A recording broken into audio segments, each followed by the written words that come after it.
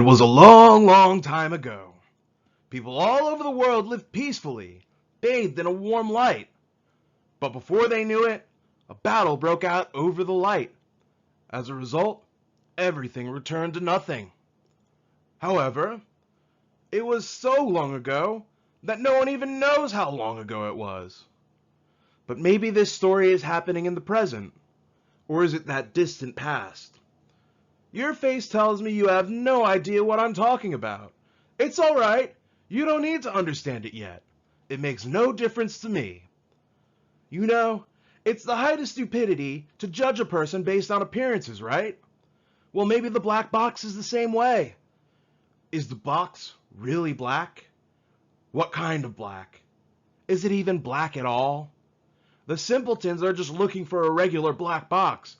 They don't understand what kind of box it is or what's in it. There's a major difference between knowing and understanding. So the box. I guess you want to know how I ended up losing it, huh? What do you want to know? Well, I say that, but I've already said as much as I can about all that. You know, the stuff about knowing versus understanding and all that jazz. And of course, it's possible that the contents are a secret no one knows about. You could even say it's a surprise. You'll see. How about a thought experiment? Say you were told the world was ending tomorrow. Would you just give in and wait for the end? Or would you get all fired up and do something about it? Think back to the black box.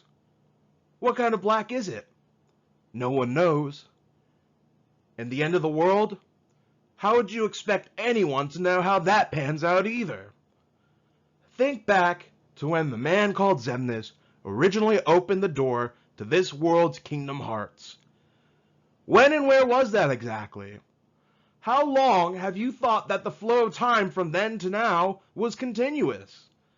Is time really continuous in the first place? Ah, now look, you don't believe me. But how else would you explain it? And so, I've always watched over you guys, or rather, watched over the Keyblade. I just played the part of a fool who wanted the power of the Keyblade for myself.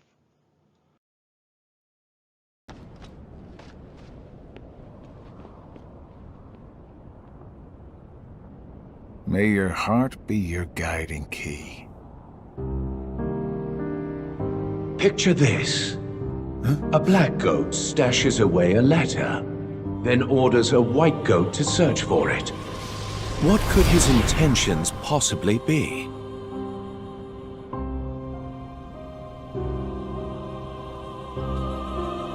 Great! A riddle! Just what I need. There are many possibilities. Perhaps he forgot where it's hidden. Or he's playing a prank. Or the letter has truly gone missing. I can think of several reasons offhand. Guessing is simply useless. Well, then just follow your orders, plain and simple. Yes, that's what I've always done. I followed the orders from above, without question. However, I sometimes can't help but read into my opponent's strategy. Too long on the job? If the contents of the box are so unknown, why is it of such critical importance to the organization? Furthermore, was it Xehanort or Xemnas who gave the order? Well, it's tricky. All Xehanort cares about is the clash between the 7 lights and 13 darknesses. It's unlikely he would hold such an interest in this mysterious box. Which means the order was issued by Xemnas, or the one who informed me of my task, you. As if. It must have been Xemnas. My inquiries suggested otherwise. Oh man, you asked him. What are your intentions?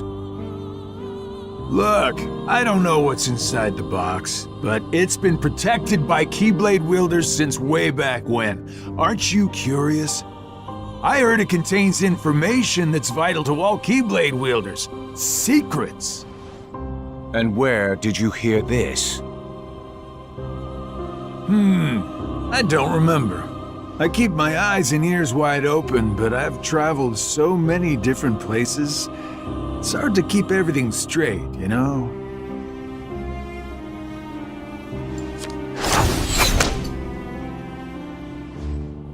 If this box is truly as important as you say, why now? I believe you discovered that others also seek it, and you need to find it before anyone else does, in order to keep your connection to the box a secret from those around you. Zigbar, who are you really?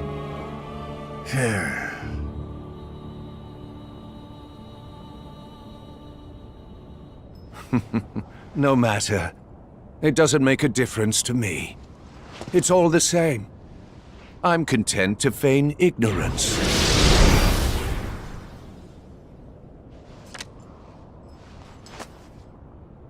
The question is, who are you, Luxu?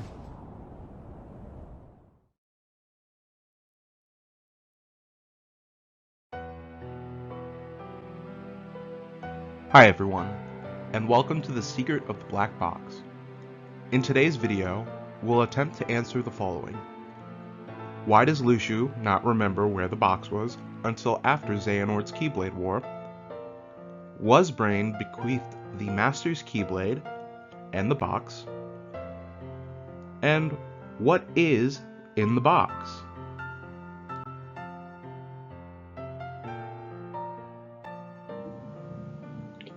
Though it has been debunked before, it bears repeating. A common perception about Brain's ending is that Luxu possessed Brain and consequently sent Brain's heart forward in time. This, however, is not possible. There is no instance of a character who became just a heart and was able to move forward in time without the use of the arc. As a heart, a person may only travel to a time where a version of themselves exists. If Brain was sent to the future, a version of himself does not logically exist, and a paradox occurs since he does not exist in the present to age into a future version. To our knowledge, future travel can only occur with the use of the incomplete arc. The incomplete arc strips a passenger of their body to just a heart by accelerating them at the speed of light. Between Luxu and Brain's meeting, and Ephemer and Skull's arrival in the real Daybreak Town, no other pods were used. The final pod remained in the datascape by the time the whole machine was destroyed.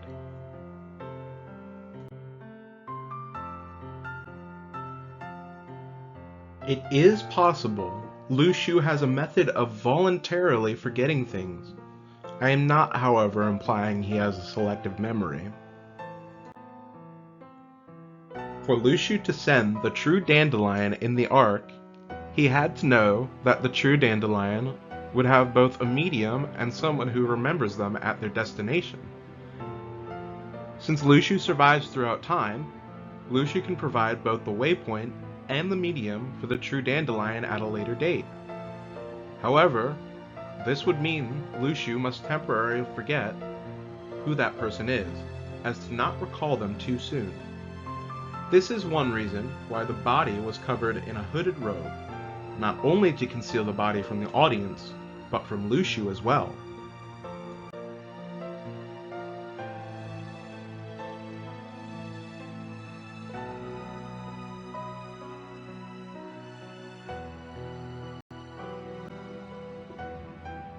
In Final Fantasy XIV Endwalker, the Charleon Forum was bound by a magic spell that prevented them from being able to recall confidential information.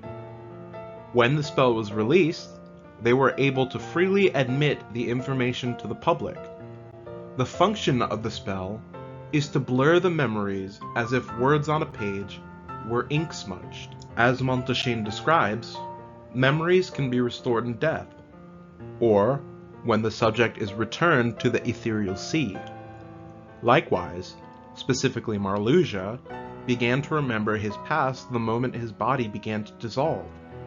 Perhaps it is the case that the infusion of Xehanort's heart into the nobody members of the organization acted as the ink that blotted out the words of their old memories. A circumstance had to release Luxu from the spell. This circumstance was the release of Xehanort's heart from his body after being defeated by Sora and Riku in the Skein of Severance. Existing as a nobody, it is possible Braig was once again recompleted in defeat, breaking whatever binding spell was placed upon his memory, allowing him to recall the location of the black box. Montaigne also describes the phenomena was observed on a vast scale, the seventh umbral calamity. Likewise, following the similar calamity of the Keyblade War, the dandelions were made to forget that the experience ever happened.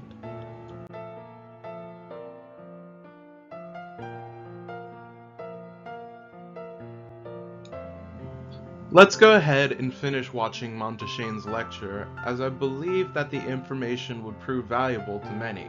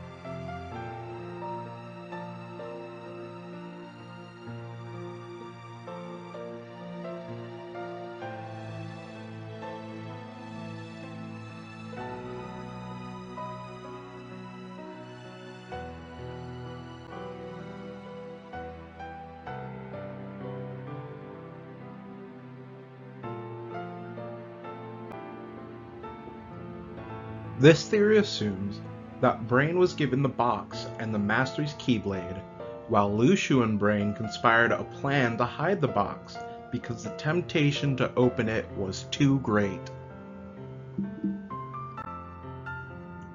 The idea is not incongruent with the idea that Luxu's memory was blocked. It can be both true that Brain hid the box for Luxu, and Luxu's memory was temporarily blocked. With the box and the Master Key in hand, there is a possibility that out of sheer curiosity, Brain opened the box using the no-name Keyblade, and was transported to the town Scala ad Caelum. The no-name Keyblade remained in his possession, bringing the no-name Keyblade and the Master Defender to the same location in Scala ad Caelum. Both the Brain in the black coat and the Brain who arrives in Scala ad Caelum in the very next scene are not wearing his hat. This lends plausibility that these Brains are one and the same. With the gazing eye in hand, it would be known to the Book of Prophecies if Brain indeed had attempted to open the box. There was never a rule that anyone else couldn't open the box. Only Luxu was forbidden from doing so. With the knowledge that Brain would open the box, the Book of Prophecies, which was in Ephemer's possession, would provide the information to Sigurd's colleagues that Brain would be transported to their town. While difficult to ascertain, there is a possibility that two Brains exist, the real Brain and his data counterpart. Luxu does imply that Brain's smarts are shamefully wasted by one lifetime. During one discussion by the Union leaders, they concluded that copies of everyone existed. If the real Strelitzia had perished, yet she was seen in the datascape, it follows that her data must be backed up in the system. Unfortunately, there does not exist enough evidence to prove that both Brains were able to leave the datascape, let alone if they were working together or not. Fair enough, the window of time between Ephemer and Skuld going outside is enough time for Luxu and Brain to retrieve Brain's data, using the last pod. This still does not solve the mystery of how a data being can be given a vessel. Before a living data being can permeate into real life, it would need to have established its own heart. Non-living things, such as Alette's money pouch, could be more easily replicated. Additionally, the data being could not use Brain's own body. If Brain would use the unchecked pod to time travel, his body would be disintegrated, leaving no body for the data Brain to use. Brain anticipated that Player would use one of the last three pods. He had no way of knowing of Player's sacrifice. He would not be moved to selfishly use the pod to bring his data into the real world. Using this scene, I would like to establish that Brain did not necessarily move immediately from the ruins of Daybreak Town to Scala ad Caelum.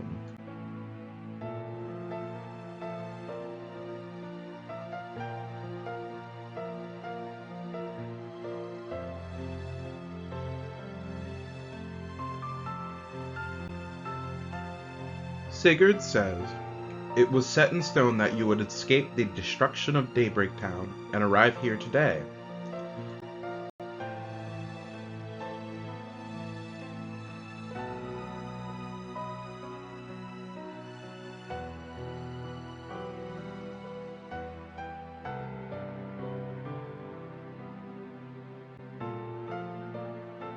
This is an event that is described by the Book of Prophecies, one where the gazing eye must be present.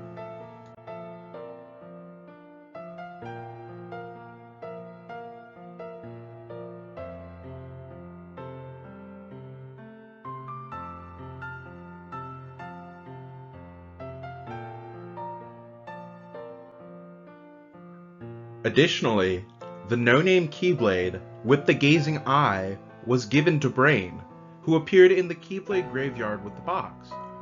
According to Observations Excerpt 2, amid the chaos, I bequeathed my Keyblade to one of the Union leaders, just as the Master instructed.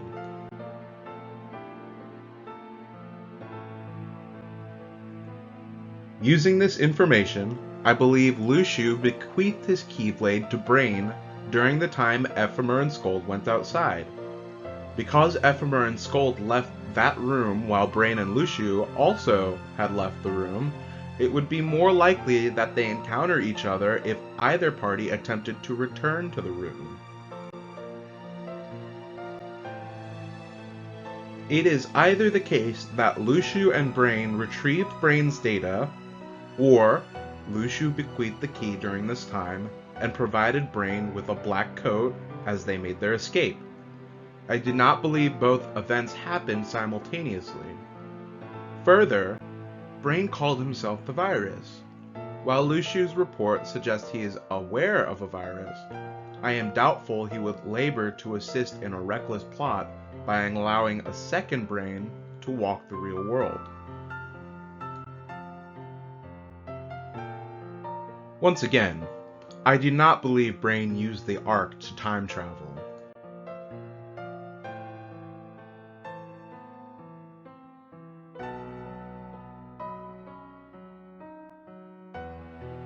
When reformed by a medium, the body should grow from the object.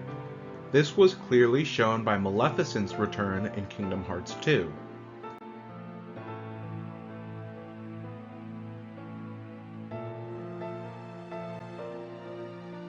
Should the Master of Masters use a medium, he would grow out from the eye.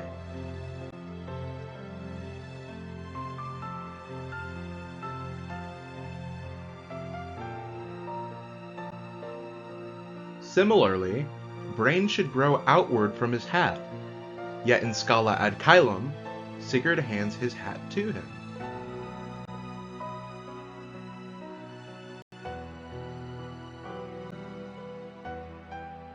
The box was found at the crossroads in the Keyblade graveyard.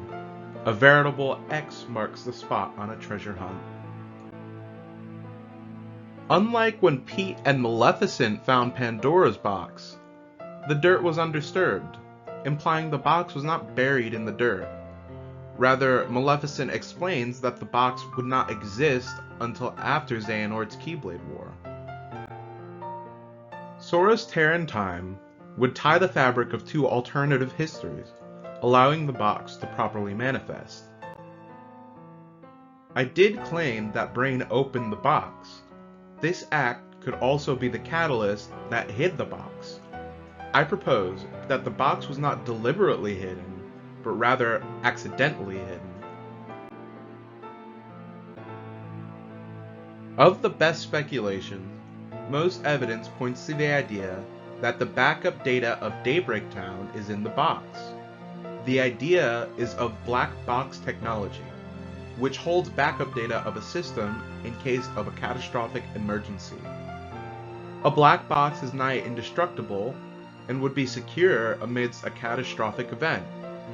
This supports the idea that the Master would ensure the safety of everyone in Daybreak Town. However, if the data Daybreak Town's trap was never closed, there is theoretically an alternate means to retrieve this data. Alternatively, I am willing to posit that the box holds the Master of Masters' heart, and that his heart acts as a portal. Such would not be the first time a heart was used in this manner. Xehanort's heart was used to make a portal to a version of Scala ad Caelum. Additionally, the Nameless Star was used to create a portal to the world of Quadratum. If the box didn't have anything to do with the Master of Masters himself, why would the box be inscribed with X Super, Superbia being the Master's associated deadly sin? Why would the foretellers congregate around the box, if not foreshadowing the return of their master? According to the idea that Brain was witnessed with the box within the Book of Prophecies, it stands to reason that Ephemer knew where the box was. I imply here that Ephemer returned to the Keyblade graveyard sometime after founding Scala at Kylum. Ephemer's spirit was able to help Sora overcome the horde of Heartless that attacked the Guardians of Light in the Keyblade graveyard. This happened, of course, only after Sora made a tear in the fabric of time. The Dark Inferno, which also appeared after the tear in time, bears a red scarf like Ephemer. It wields two Keyblade-like swords. Being that Ephemer was given Brain's Master Defender, in addition to his own Starlight Keyblade, Ephemer should be able to dual-wield Keyblades. That would imply the Dark Inferno is Ephemer's Heartless.